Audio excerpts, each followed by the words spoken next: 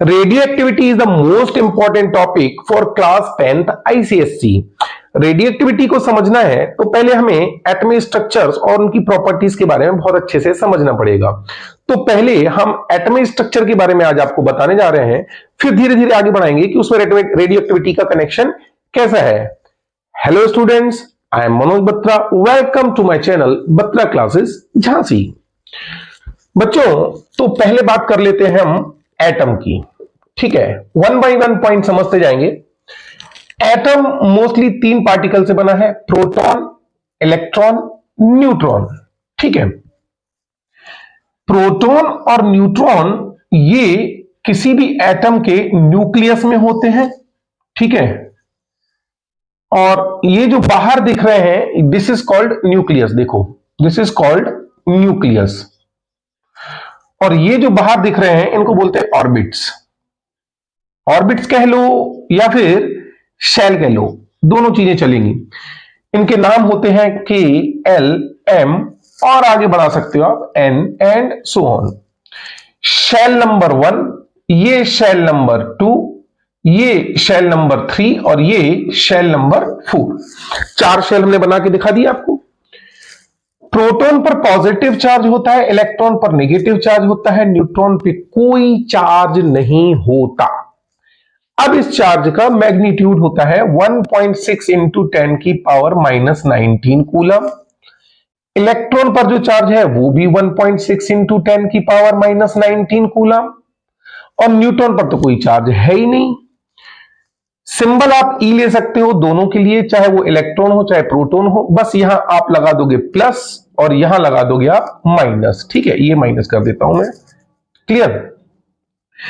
तो actually plus और minus magnitude नहीं है, ये साइन है कि इंडिकेट कर रहा है कि ये पॉजिटिवली चार्ज के लिए और ये नेगेटिवली चार्ज के लिए। अब देखो, प्रोटॉन जो है ये, इसका जो मास होता है वो होता है अप्रोक्सीमेटली 1.67 इंटू 10 की पावर -27 केजी। न्यूट्रॉन का जो मास है, ये मास ऑफ न्यूट्रॉन, ये भी लगभग सेम टू सेम होता है, 10 की पावर -27 केजी। क्लियर? इलेक्ट्रॉन का जो मास होता है वो होता है 9.1 into 10 raise to the power -31 KG. आप देख पा रहे हो, अगर मैं इनके मासेस की कंपैरिजन करूं तो इलेक्ट्रॉन का मास कितना छोटा है इसके रिलेटिवली। पावर नेगेटिव में है ना, तो नेगेटिव पावर क्या करती है, वैल्यू को डिक्रीज करती जाती है। अगर हम कंपेयर करें कि मास ऑफ इलेक्ट्रॉन, सॉरी, तो it is 1/1840 times the mass of proton. यानी प्रोटॉन के मास का 1/1840 टाइम्स मास ऑफ इलेक्ट्रॉन होता है। तो मास of electron is very less than mass of electron is very less as compared to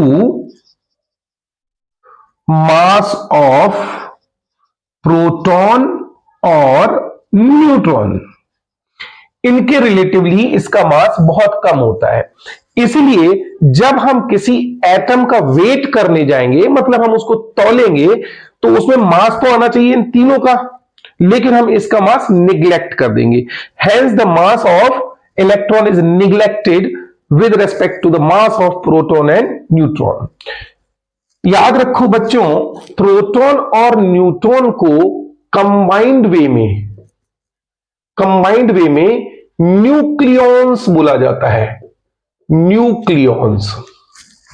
अब न्यूक्लियॉन्स, कभी भी एक सेंटेंस लिखा हो कि न्यूक्लियॉन्स, तो न्यूक्लियॉन्स ये नहीं कहता कि ये प्रोटॉन है या न्यूट्रॉन है, ये कहता है दोनों कंबाइंड रूप से है। ठीक है, किसी एटम को अगर हम रिप्रेजेंट करें, सपोज ये एटम एक्स है, तो यहां मैं लिखूंगा Z और यहां मैं लिखूंगा A।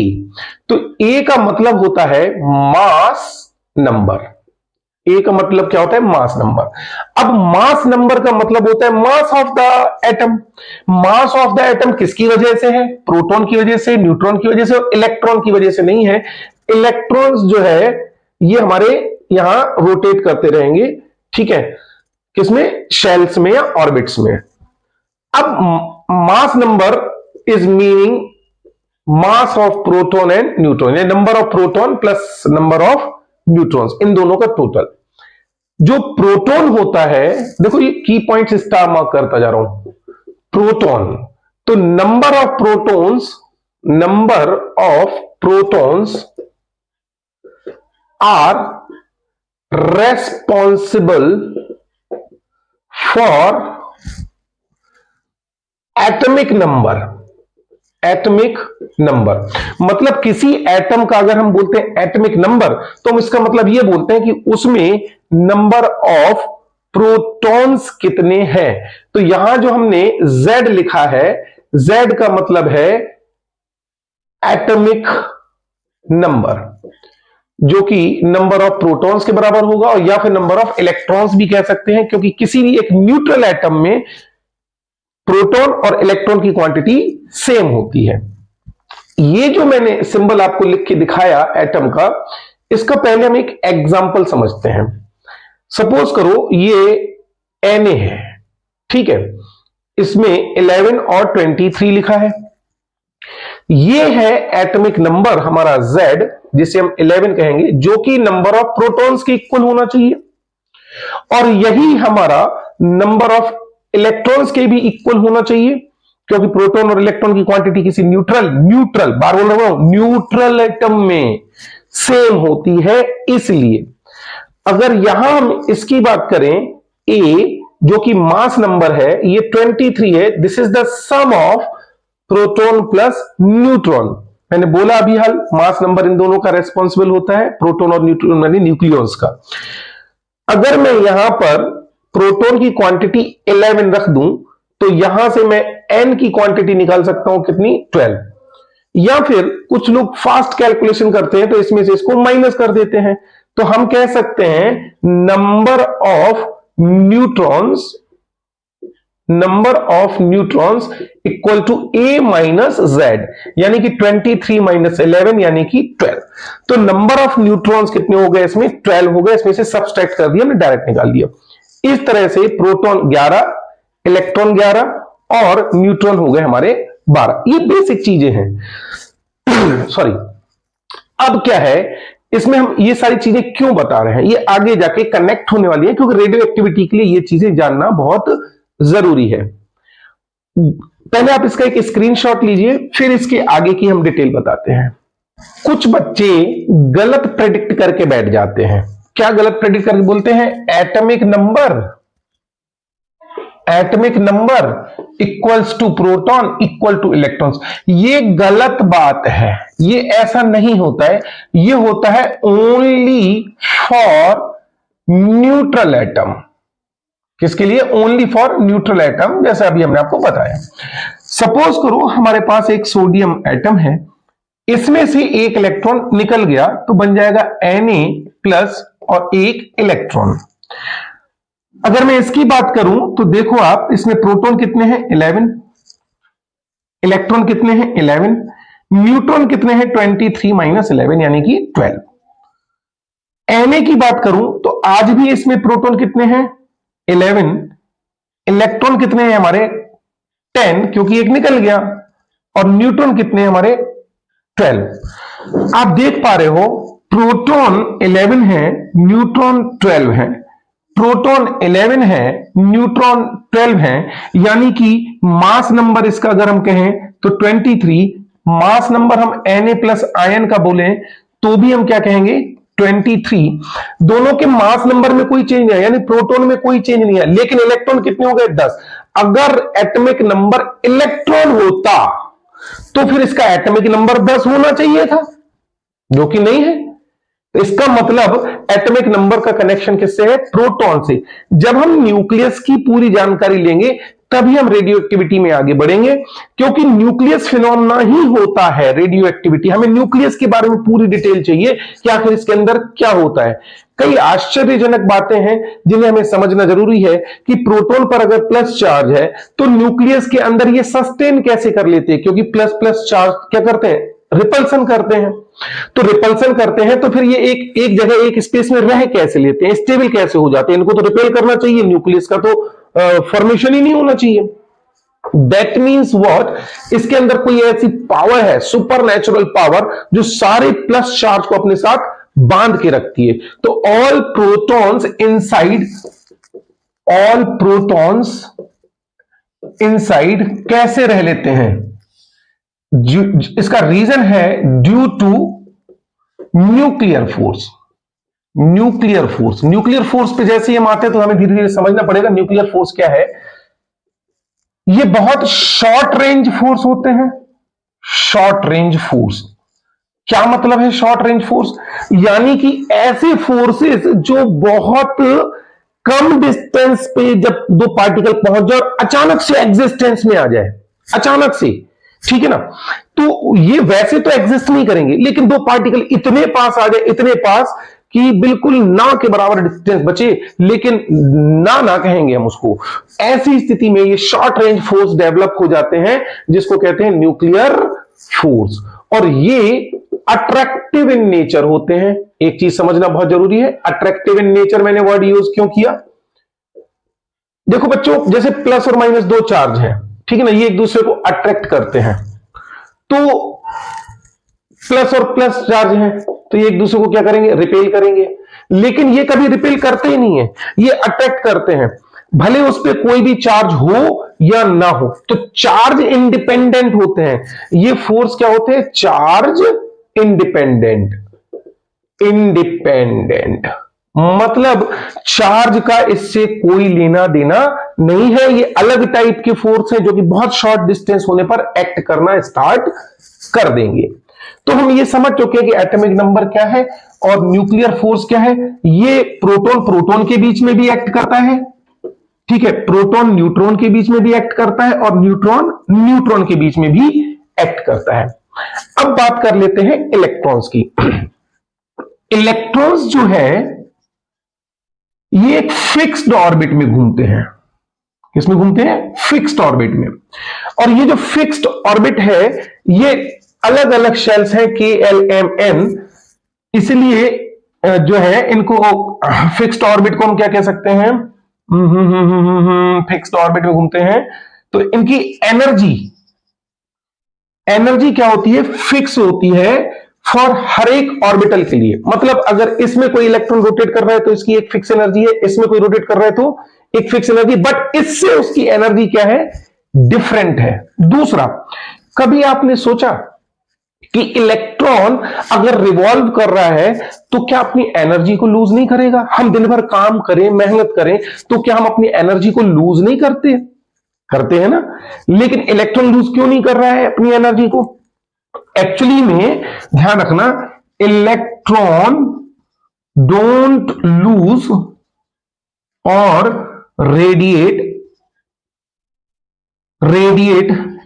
Energy in a fixed shell में, या इसमें एनर्जी लूज नहीं करता है। तो जब ये एनर्जी लूज नहीं करेगा तो इसका मतलब वो जिस ऑर्बिट में घूम रहा है उस ऑर्बिट की एनर्जी को ही अपना बेस बना के चल रहा है।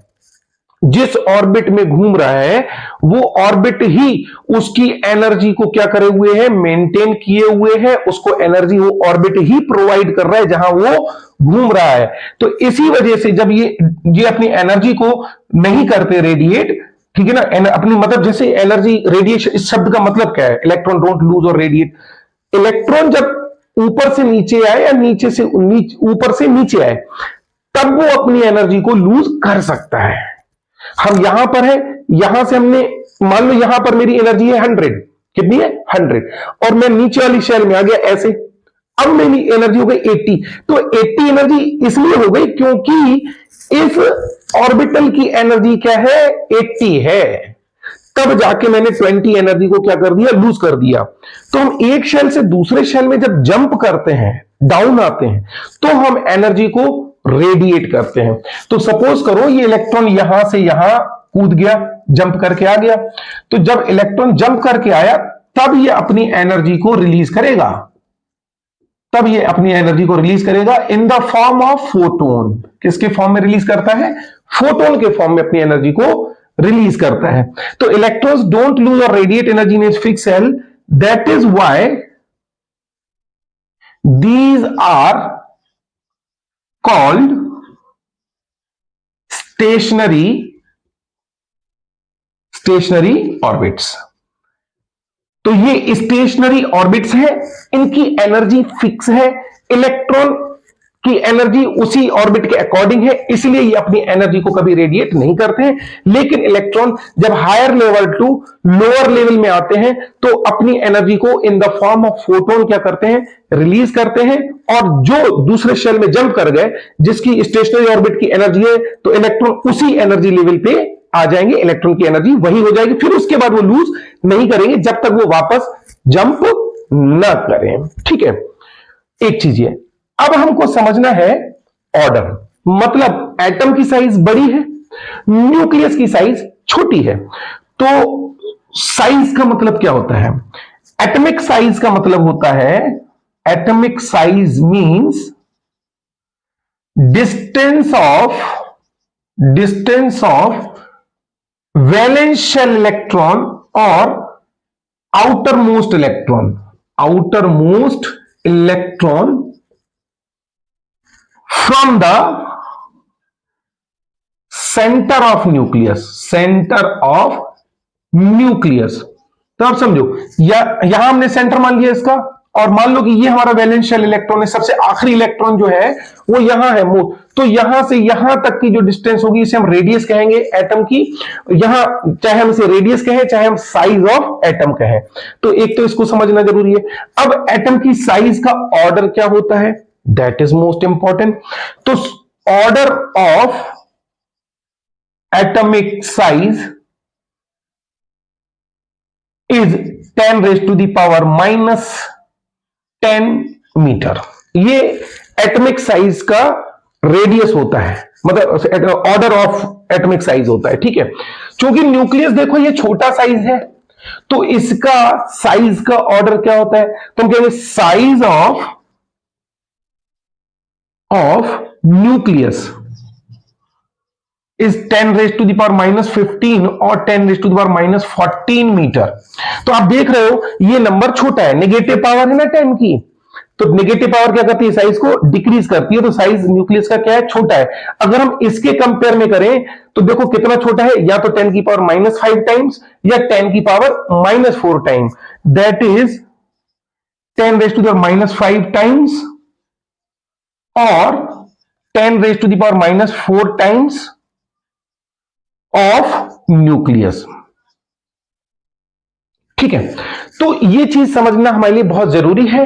रेडियो एक्टिविटी की स्टार्टिंग की बात तो हम तभी करेंगे जब हमें ये पता हो कि न्यूक्लियर फोर्स कहां होते हैं, शॉर्ट रेंज फोर्स होते हैं, अट्रैक्टिव इन नेचर होते हैं, चार्ज इंडिपेंडेंट होते हैं।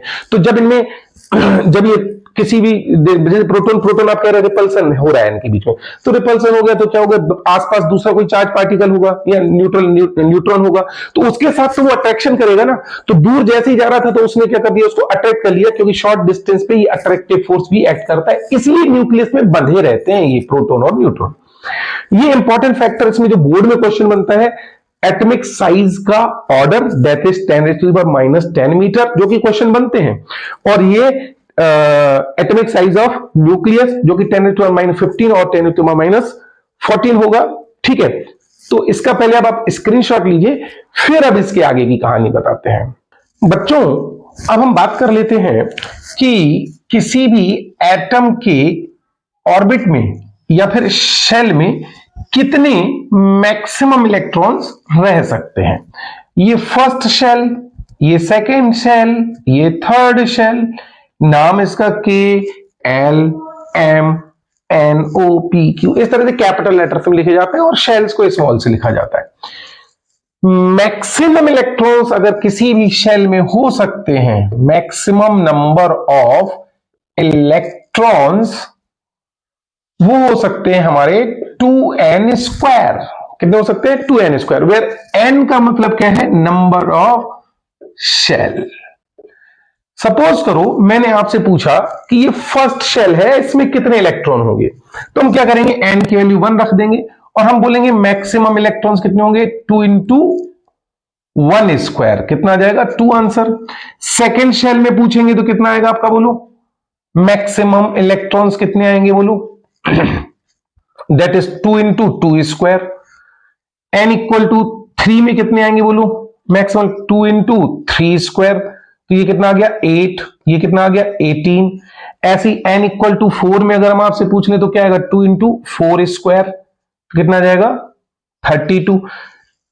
एक चीज आप देख पा रहे हो कि फर्स्ट शेल में इलेक्ट्रॉन्स मैक्सिमम आ सकते हैं 2, सेकेंड शेल में मैक्सिमम इलेक्ट्रॉन 8, थर्ड शेल में 18 और फोर्थ में 32 एंड सो ऑन, आप एन की वैल्यू रखते जाइए। पर एक बात का ध्यान रखना है, मैंने आपको यह बताया कि थर्ड शेल में 18 इलेक्ट्रॉन आ सकते हैं, पर मैंने यह नहीं बताया कि इलेक्ट्रॉन पहले किस में जाएगा, मतलब बाहर से कहीं इलेक्ट्रॉन भाई साहब चले आ रहे जी, अब ये इसमें पहले जाएगा, इसमें जाएगा, इसमें जाएगा, इसमें जाएगा, ये अभी हमें नहीं पता, ये आप लोग क्लास 11th में आएंगे तब बताएंगे हम डिटेल में, या फिर वीडियो लेक्चर डालेंगे 11th क्लास का एटॉमिक स्ट्रक्चर, उसको आप समझ पाएंगे। तो हम जो है ये समझ सकते हैं कि मैक्सिमम इलेक्ट्रॉन्स की काउंटिंग तो हम 2n स्क्वायर से निकाल सकते हैं, पर इलेक्ट्रॉन की एंट्री के बारे में पता नहीं कर सकते कि पहले किस शेल में इलेक्ट्रॉन एंट्री मारेगा। अब यहां पर आपको एक चीज समझनी पड़ेगी, क्योंकि हम टॉपिक पढ़ रहे हैं रेडियो एक्टिविटी, तो होता क्या है कि ये जो इलेक्ट्रॉन्स होते हैं, ये इलेक्ट्रॉन्स सपोज करो मैंने एक रिएक्शन ले ली, बहुत सिंपल सी Na की ले ली, ठीक है, और हमने इससे बनाया Na प्लस एक इलेक्ट्रॉन, ये समझाने के लिए 11 और 23 लिख दिया, अदरवाइज ये लिखने की जरूरत नहीं होती रिएक्शन में। हम एक चीज देख रहे हैं कि जब किसी भी एटम से एक इलेक्ट्रॉन निकला, Na से Na प्लस बना, ठीक है, एक इलेक्ट्रॉन निकला, तो ये किस टाइप का चेंज है, ये किस टाइप का चेंज है हमें समझना जरूरी है। This is a chemical change, ये क्या कौन सा चेंज है, केमिकल चेंज। लेकिन अगर न्यूक्लियॉन्स में से कुछ निकलने लगे, इनमें से कुछ निकलने लगे, न्यूक्लियस में से कुछ निकलने लगे, प्रोटॉन निकल जाए, न्यूट्रॉन निकल जाए, कुछ कमी हो जाए, तो फिर हम इसको कौन सा बोलेंगे, न्यूक्लियर चेंज। तो अभी तक हम क्या कर रहे हैं, जितने भी चैप्टर शुरू से पढ़ते चले आ रहे हैं, हम सारे के सारे केमिकल चेंज के पढ़ते चले आ रहे हैं।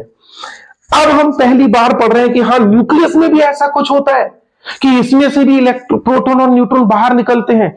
कैसे निकलते हुए भाई, कैसा समझ में आता होगा यार, इमेजिन करो क्या होता। तो वो जो चीज हम इसमें पढ़ रहे हैं ना न्यूक्लियर चेंज में, that is connected with radio activity, जिसको हम अभी थोड़ी देर में आपके सामने पहुंचाएंगे कि रेडियो एक्टिविटी फिनोमेना क्या है, तो समझना है हमें। तो अब हम दो टाइप के चेंज को समझते हैं पहले कि ये क्या चीज क्या बला है, न्यूक्लियर चेंज और केमिकल चेंज। इन दोनों में डिफरेंस समझते हैं ना, न्यूक्लियर चेंज एंड केमिकल। तो सबसे पहले तो आप ये समझिए कि न्यूक्लियर चेंज के लिए कितनी एनर्जी रिक्वायर्ड होती है, केमिकल चेंज के लिए कितनी एनर्जी। केमिकल चेंज मतलब हम इतने एक्सपेरिमेंट, साइंस के एक्सपेरिमेंट्स मेरे पड़े हुए हैं, आप देखो केमिकल रेंज आराम से हो जाते हैं, ये डाला वो डाला, गैस पे गर्म कर दिया, हो गया। ज्यादा से ज्यादा एक्सोथर्मिक और एंडोथर्मिक प्रोसेस होगा। तो इसके लिए आपको पता होना चाहिए low energy is required, low energy. Chemical change के लिए कम एनर्जी चाहिए, समथिंग कुछ इलेक्ट्रोवोल्ट में, electronvolt is the unit of energy, कुछ इलेक्ट्रोवोल्ट एनर्जी चाहिए पड़ती है और केमिकल चेंज हो जाता है। इसमें high energy is required, high energy is required. तो याद रखो इसमें मेगा इलेक्ट्रोवोल्ट में एनर्जी चाहिए होती है, मतलब छोटी मोटी एनर्जी से काम नहीं चलता है। इसमें न्यूक्लियस में चेंज लाने के लिए, यानी न्यूक्लियर में कुछ चेंज लाने के लिए, ठीक है ना, आपको हाई एनर्जी रिक्वायर्ड होती है, वो भी मेगा इलेक्ट्रोवोल्ट में, जबकि इसमें लो एनर्जी रिक्वायर्ड होती है ये इलेक्ट्रोवोल्ट में। आपको पता है 1 मेगा इलेक्ट्रोवोल्ट इक्वल टू होता है 10 की पावर 6 इलेक्ट्रोवोल्ट। तो कुछ इतना ऑर्डर रहता है इसकी एनर्जी का, तो इसका ऑर्डर कितना होता है 10 की power 6 times with respect to chemical change. इतना एनर्जी रिक्वायर्ड होती है 1 मेगा इलेक्ट्रोवोल्ट में, अगर हम एनर्जी की बात करेंगे तो पहला तो हमें यह समझ में आया कि एनर्जी का क्या कॉन्सेप्ट है। दूसरा डिफरेंस समझते हैं, इसमें नंबर ऑफ इलेक्ट्रॉन्स पे फर्क पड़ता है। Number of electrons, chemical change में number of electrons, electron jump किया ना, जैसे हमने आपके सामने रिएक्शन लिखी थी अभी, Na gives you Na plus electron. तो इलेक्ट्रॉन अगर किसी शेल से बाहर जाते हैं या अंदर आते हैं, this type of change is called chemical change. तो इसमें नंबर ऑफ इलेक्ट्रॉन्स पे इफेक्ट पड़ता है, जबकि इसमें नंबर ऑफ न्यूक्लियॉन्स पे फर्क पड़ता है। न्यूक्लियस मतलब प्रोटॉन की क्वांटिटी या न्यूट्रॉन की क्वांटिटी कम या ज्यादा होती है, तो इसको बोलते हैं न्यूक्लियर चेंज। और जो सबसे बड़ा डिफरेंस होता है वो है थर्ड वन, इसमें जो बता रहा हूं मैं आपको, Z और A इज कंजर्व्ड। क्या मतलब है इसका? एटॉमिक नंबर और मास नंबर कंजर्व रहता है। यहां पर जगह नहीं बची है मेरे पास दोस्तों, बच्चों प्यारे, इधर पे मैं थोड़ा सा लिख देता हूं, ठीक है ना, ऊपर। तो इस बात को समझना है हमें बहुत अच्छे से कि ये कंजर्वेशन का क्या कॉन्सेप्ट है, ठीक है। कंजर्वेशन का क्या कॉन्सेप्ट है, यहां पर लिख देता हूं, number of maximum electrons equal to 2n²। तो क्या है थर्ड पॉइंट, Z और A इज कंजर्व्ड का मतलब होता है कि सपोज कर हमने रिएक्टेंट में कोई एलिमेंट ले लिया X, ये आगे हम रेडियो एक्टिविटी में पढ़ेंगे, कोई हमने एक एलिमेंट ले लिया X और ये प्रोडक्ट में कुछ बना रहा है Y, इसका एटॉमिक नंबर हमने ले लिया Z और मास नंबर ले लिया A। सपोज करो इसमें से एक अल्फा पार्टिकल निकला। अब कंफ्यूज नहीं होना है कि अल्फा पार्टिकल क्या है, आप थोड़ी देर के लिए समझ लो कि हीलियम को अल्फा पार्टिकल कहते हैं, जो कि हम आगे डिटेल में बताएंगे। 2He4 ये हीलियम का सिंबल होता है। Z में से अगर हम यहां लिखेंगे तो हम लिखेंगे Z-2, यहां लिखेंगे हम A-4। देखो रिएक्टेंट का एटॉमिक नंबर कितना है हमारे पास, Z, और यहां प्रोडक्ट में दो प्रोडक्ट बने, तो Z-2 इसका एटॉमिक नंबर है और प्लस का 2 इसका एटॉमिक नंबर है, दोनों को ऐड करेंगे कैंसिल हो गया, टोटल कितना आ गया, Z आया कि नहीं आया। तो सम ऑफ रिएक्टेंट्स, एक रिएक्टेंट हो चाहे दो हो, सम of atomic number of reactants is equals to the sum of atomic number of product। तो ये एटॉमिक नंबर इसका क्या है, कंजर्व। सिमिलरली अगर हम मास नंबर की बात करें तो लेफ्ट हैंड साइड में रिएक्टेंट का मास नंबर A है, और प्रोडक्ट में अगर हम चले जाएं तो A-4 इसका मास नंबर है और इसका मास नंबर कितना है 4, ये भी कैंसिल हो गया। तो दोनों का टोटल, राइट साइड का टोटल सम कितना आ रहा है 4 और लेफ्ट साइड का टोटल सम कितना है A, सॉरी राइट साइड का A और लेफ्ट साइड का A। ऐसी मास नंबर की बात करें तो इधर पे टोटल सम कितना है Z और इधर भी कितना है Z। तो समझना ये थर्ड पॉइंट को कि Z यानी कि एटॉमिक नंबर और मास नंबर हमेशा कंजर्व रहेगा, यानी रिएक्टेंट में जितने भी रिएक्टेंट हो उनके मास नंबर का sum is equal to sum of mass number of product. ऐसे ही जो है एटॉमिक नंबर का सम कंजर्व रहेगा, ऐसे ही मास नंबर का सम क्या रहेगा, कंजर्व रहेगा। तो ये पॉइंट बहुत इंपॉर्टेंट है क्योंकि पूरी कहानी हमारी रेडियो एक्टिविटी की इसी पे बेस्ड रहेगी। तो हम समझ पाए कि न्यूक्लियर चेंज और केमिकल चेंज में डिफरेंस क्या है। तो फिर से रिपीट कर रहा हूं, केमिकल चेंज में लो एनर्जी रिक्वायर्ड होती है कुछ इलेक्ट्रोवोल्ट में, न्यूक्लियर चेंज में हाई एनर्जी रिक्वायर्ड होती है कुछ मेगा इलेक्ट्रोवोल्ट में। इसमें चेंज आता है नंबर ऑफ इलेक्ट्रॉन्स में, इसमें चेंज आता है नंबर ऑफ न्यूक्लियॉन्स में। एनर्जी अगर देखें आप मेगा इलेक्ट्रोवोल्ट में तो 10⁶ टाइम्स मेगा का रिलेशन होता ही है ये। इसमें एटॉमिक नंबर और मास नंबर कंजर्व होता है। एक्सप्लेनेशन के तौर पे बता दिया कि sum of mass number of reactant equal to the sum of mass number of product. Similarly sum of mass number of atomic number of reactant equal to sum of mass number of product, ये conserve रहता है। तो अभी हमने ये base बनाना start किया है, तो अभी हमें पहले समझना पड़ेगा, थोड़ी सी जानकारी और चाहिए कि आइसोटॉप्स, आइसोबार्स, ये सारी चीजें क्या होती हैं। तो अब मैं इसके बाद यही बताने जा रहा हूं, आइसोटॉप्स, आइसोबार्स, आइसोटोन्स वगैरह। तो पहले आप इसका स्क्रीनशॉट ले लीजिए प्लीज। रेडियो एक्टिविटी को समझने के लिए हमें कुछ चीजें जानना जरूरी है। तो पहले समझते हैं कि आइसोटोप्स क्या है, तो हम रेडियो एक्टिविटी की तरफ बढ़ेंगे, जो कि हम आगे बताएंगे। तो पहले हम क्या करते हैं, समझते हैं आइसोटोप्स के बारे में कि आइसोटोप्स क्या होते हैं। आइसोटोप्स होते हैं same element, atoms of same element. मैं फिर इंसिस्ट कर रहा हूं, same element, atoms of same elements having same atomic number but different mass number. मतलब जिनका Z सेम हो और जिनका A डिफरेंट हो, और होने चाहिए वो सेम एलिमेंट्स। मतलब जैसे हाइड्रोजन है तो हाइड्रोजन के ही 3 आइसोटोप्स होंगे, क्लोरीन है तो क्लोरीन एटम के ही होंगे जितने भी होंगे, कार्बन है तो कार्बन के ही होंगे, और यूरेनियम है तो यूरेनियम के ही होंगे।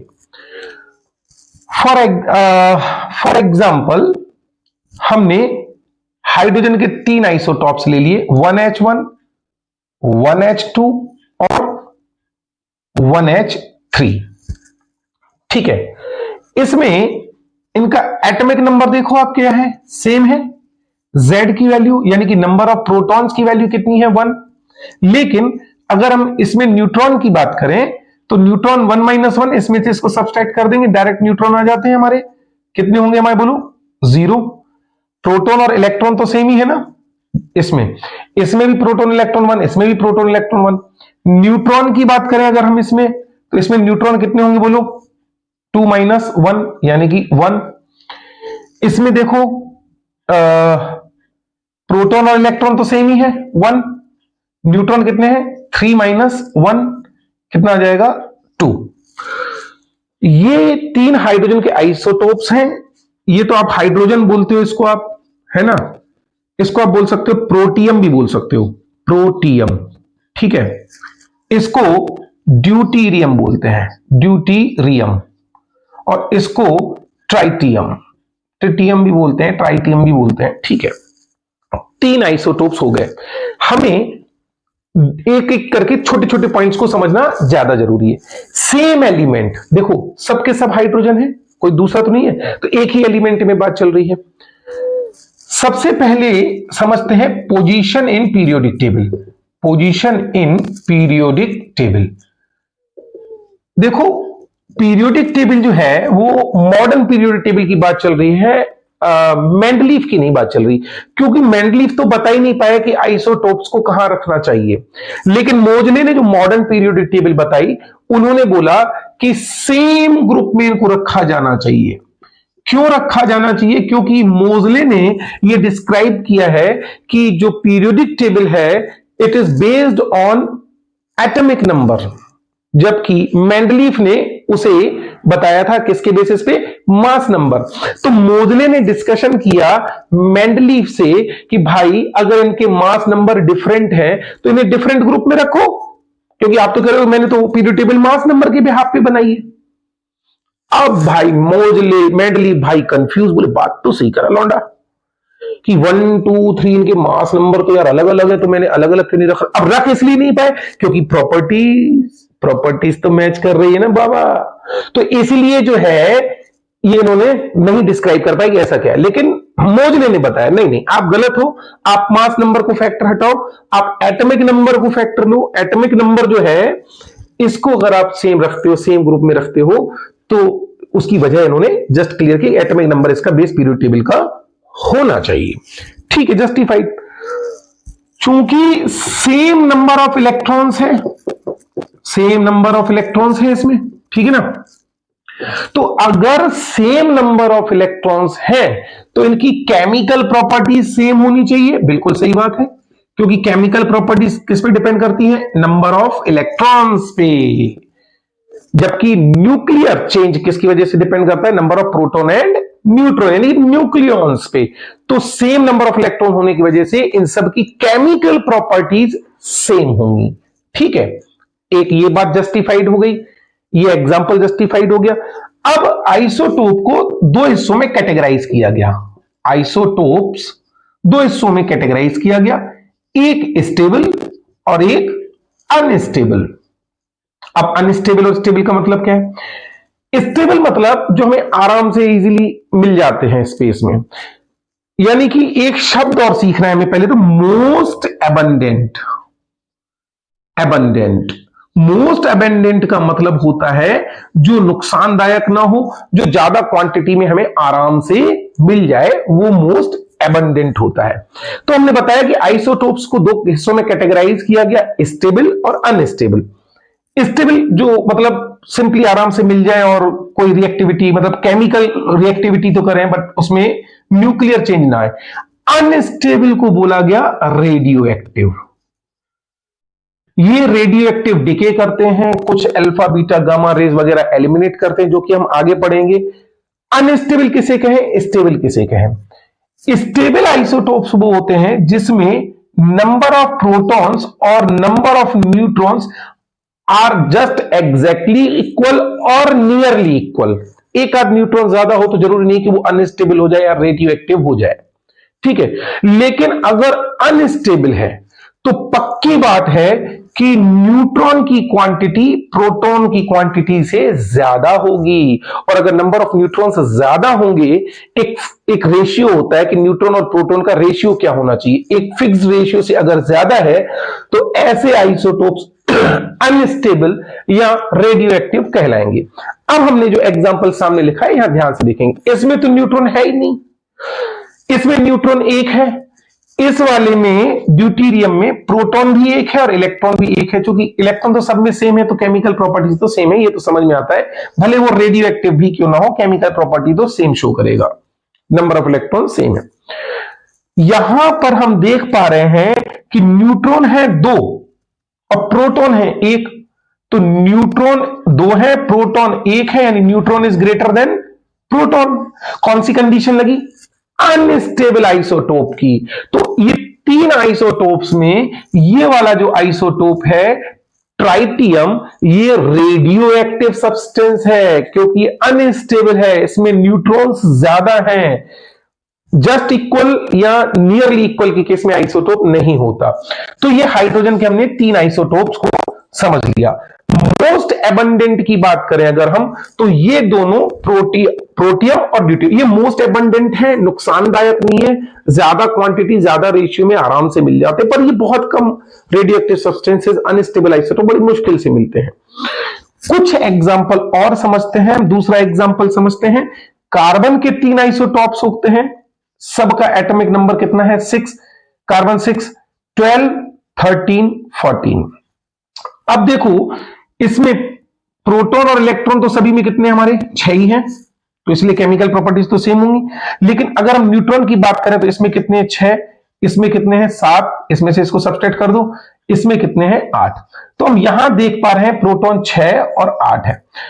ये दोनों कार्बन 12 एंड कार्बन 13 ये स्टेबल आइसोटोप्स हैं। ये आराम से मोस्ट एबंडेंट है, हवा में प्रेजेंट है, कोई दिक्कत नहीं है, आराम से मिल जाए। लेकिन ये आराम से नहीं मिलता। अगर कार्बन 14 आपको मिल गया तो ये अनस्टेबल आइसोटोप है क्योंकि इसमें न्यूट्रॉन्स ज्यादा है। आप कहोगे सर इसमें भी ज्यादा है, पर ऐसा नहीं है कि ये रेडियो एक्टिव है, क्योंकि हमने बताया कि एक फिक्स रेशियो होता है N/P का, जिसको हम आगे डिस्क्राइब करेंगे कि NP रेशियो क्या होना चाहिए इसको स्टेबल और अनस्टेबल होने के लिए। मैंने बोला ना कि नियरली इक्वल, तो ये मोस्ट एबंडेंट है, इजीली मिल जाएंगे, ये रेडियो एक्टिव है। ठीक ऐसे ही हम पढ़ लेते हैं क्लोरीन के आइसोटोप्स, Cl17, Cl17, Cl17, 35, 36, 37। बच्चों ये देख लो आप पहले 35 और 37 को, ये दोनों ही मोस्ट एबंडेंट है, आराम से मिल जाते हैं। मोस्टली 3:1 के रेशियो में मिलते हैं। 35 3 का रेशियो, 37 1 का रेशियो, मतलब 75% 25% इजीली मोस्ट अबंडेंट है। तो ये दोनों ही रेडियो एक्टिव नहीं है। इसमें नंबर ऑफ न्यूट्रॉन्स कितने हैं? 18। इसमें नंबर ऑफ न्यूट्रॉन्स कितने हैं? 20। और जबकि प्रोटॉन कितने हैं? 17। आप कहोगे सर कि इसमें प्रोटॉन 17 है, न्यूट्रॉन जो है 20 है, तो न्यूट्रॉन ज्यादा है। पर मैंने बोला ना कि n/p का एक फिक्स रेशियो होता है, जो कि आगे हम बताएंगे कि n/p का रेशियो कितना होना चाहिए स्टेबल और अनस्टेबल के लिए। तो जो मोस्ट एबंडेंट है वो रेडियो एक्टिव तो हो ही नहीं सकता ना। अगर रेडियो एक्टिविटी ऐसी मिलने लगी, हवा में ही क्लोरीन पड़ी हुई है, अब इसमें आराम से आपको ये मिल जाए, अगर मतलब रेडियो एक्टिव हो जाए तो हम तो मरना स्टार्ट हो जाएंगे, हमारी स्किन पे डिसीज इफेक्ट पड़ेगा, हम बीमार रहेंगे हमेशा। जो क्लोरीन 36 है, ये है आपका रेडियो एक्टिव सब्सटेंस। तो मोस्टली आप एग्जांपल याद कर लो, हमें तो 10th में लिखना है भाई, बहुत डिटेल में डिस्क्राइब नहीं करना। हमें तो सिर्फ ये बताना है कि इनमें कौन स्टेबल है, कौन अनस्टेबल है। 35 और 37 वाला आपका स्टेबल है, और 36 वाला रेडियो एक्टिव है, जो कि अनस्टेबल है। एन और पी की कहानी तो हम आगे भी समझ सकते हैं, 11th 12th में आगे आईआईटी की तैयारी आप करेंगे तब बिल्कुल एनपी पे ही हम डिस्क्राइब करेंगे। अभी हम इसमें आपको एनपी बेल्ट के बारे में जरूर समझाएंगे कि थोड़ा सा क्या होता है, किस बेल्ट के नियर अबाउट ये रेडियो एक्टिव नहीं होते हैं। क्लोरीन का एग्जाम्पल समझ लिया। नेक्स्ट एग्जाम्पल आप समझ सकते हो यूरेनियम का, यूरेनियम 92। ठीक है, ये भी यूरेनियम 92 है। ये होता है 235, ये होता है 238। इसमें से इसको सब्सट्रैक्ट करो तो न्यूट्रॉन्स जाएंगे इसमें 143। इसमें से इसको सब्सट्रैक्ट करो, इसमें न्यूट्रॉन्स आ जाएंगे 146। आप देख रहे हो दोनों में ही प्रोटॉन कितना है? 92। अब 92 का इसमें डिवाइड करो, n/p की वैल्यू निकालो। तो n/p की वैल्यू देखो, n is greater than p, तो it should be greater than 1। तो 1 से बड़ा आंसर आना चाहिए, पर 1 से कितना बड़ा आना चाहिए अनस्टेबल होने के लिए? ये तो 1 से बहुत बड़ा आंसर आ जाएगा, 2 पॉइंट समथिंग आ जाएगा ना, नहीं सॉरी 1 पॉइंट जितना भी है वॉट एवर। ठीक है, तो ये दोनों ही अनस्टेबल है। यूरेनियम के दोनों ही आइसोटोप्स कैसे हैं? यूरेनियम 235 एंड यूरेनियम 238, दोनों ही अनस्टेबल आइसोटोप्स हैं। तो हमने देखो हाइड्रोजन के 3 आइसोटोप समझे, कार्बन के 3 समझे, क्लोरीन के 3 समझे। उसमें ये दोनों 12 13 स्टेबल है, कार्बन में 14 अनस्टेबल है। सीएल में 35 और 37 एक याद रखना, ये दोनों ही स्टेबल हैं। और यही एग्जाम में पूछा जाता है क्लोरीन में कि 35 और 37 दोनों स्टेबल है और रेशियो 3:1 मोस्ट एबंडेंट। 36 अनस्टेबल, जो कि रेडियो एक्टिविटी है, रेडियो एक्टिविटी शो करेगा, अनस्टेबल आइसोटोप होगा। ठीक है, और थोरियम यूरेनियम की हमने आपको बताई दिए। और जो एक होता है टिन, SN, ये सबसे ज्यादा मैक्सिमम आइसोटोप्स है क्लास 10th के अकॉर्डिंग, है ना। अभी तो मैं क्लास 10th आईसीएससी के अकॉर्डिंग ही बता रहा हूं कि मोस्ट एबंडेंट आपको मिलेगा टिन का, टिन यानी कि SN। ठीक है, इसके बहुत मिलते हैं, तो आपकी बुक में तो लिखा है 10, पर बहुत ज्यादा होते हैं 25 26 और उससे भी ज्यादा भी हो सकते हैं, क्योंकि इसमें लगातार रिसर्च चल रही है। ठीक है ना, कितने मिलेंगे कितने नहीं। तो ये जो 10th लेवल के क्वेश्चन है वो इनसे बनेंगे। तो फिर रिपीट कर रहा हूं, आइसोटोप्स क्या होते हैं? Atoms of same elements having same atomic number but different mass number. Hydrogen का मोस्टली पूछा जाएगा, protium, deuterium and tritium. Chlorine में कार्बन 14 रेडियो एक्टिव है। क्लोरीन में क्लोरीन 36 रेडियो एक्टिव है, मोस्ट एबंडेंट 35 37 है। इसमें 12 13 मोस्ट एबंडेंट है, इसमें 1 और 2 वाला मोस्ट एबंडेंट है। यूरेनियम 235 238 दोनों ही रेडियो एक्टिव है, दोनों ही अनस्टेबल है। तो हम आइसोटोप्स के बारे में समझ गए। इनकी पोजीशन पीरियोडिक टेबल में क्या रहेगी? सेम रहेगी, क्योंकि इनके एटॉमिक नंबर सेम है। केमिकल प्रॉपर्टीज चाहे स्टेबल आइसोटोप हो चाहे अनस्टेबल हो, दोनों ही अपनी केमिकल प्रॉपर्टीज सिमिलर शो करेंगे, क्योंकि नंबर ऑफ इलेक्ट्रॉन्स की क्वांटिटी इनमें सेम है। तो ये है बेसिक डिस्क्रिप्शन ऑफ आइसोटोप्स। इसको कॉपी कीजिए, फिर आइसोबार्स और आइसोटोन्स उसके बारे में बताने जा रहे हैं। तो स्क्रीनशॉट प्लीज। अब समझ लेते हैं हम आइसोबार्स के बारे में। आइसोबार्स क्या होते हैं? आइसोबार्स होते हैं फॉर डिफरेंट एटम्स, ध्यान रखना, for different atoms if A is same but Z is different। क्या मतलब हुआ इसका? जिनका मास नंबर सेम हो, A की जगह मास नंबर लिख देना और Z की जगह क्या लिख देना? Atomic number. जिनका मास नंबर सेम हो लेकिन एटॉमिक नंबर डिफरेंट हो उन्हें आइसोबार्स कहते हैं। हम इसे एग्जाम्पल से समझते हैं। सोडियम सस्ता, सुंदर और टिकाऊ एग्जाम्पल है Na1123। मैग्नीशियम ले लो 2312। देखो यहां पर प्रोटॉन्स कितने हैं हमारे 11, इलेक्ट्रॉन्स कितने हैं 11, और न्यूट्रॉन्स कितने हैं हमारे पास 23 - 11 यानी कि 12। यहां पर देख लेते हैं प्रोटॉन कितने हैं 12, इलेक्ट्रॉन कितने हैं 12, न्यूट्रॉन कितने हैं 23 - 12 यानी कि 11। आप देख पा रहे हो इनके मास नंबर क्या है, सेम मास नंबर है, इसलिए हमने इनको आइसोबार्स कहा। प्रोटॉन्स इसमें कितने हैं 11, इसमें कितने हैं 12। प्रोटॉन्स डिफरेंट है यानी कि Z इनका डिफरेंट है, ठीक है। इसमें न्यूट्रॉन कितने हैं 12, इसमें न्यूट्रॉन कितने हैं 11। एक चीज ध्यान करो, यहां पर इसमें प्रोटॉन 11 है, यहां पर इसमें न्यूट्रॉन 11 है। यहां पर न्यूट्रॉन 12 है और यहां पर प्रोटॉन 12 है।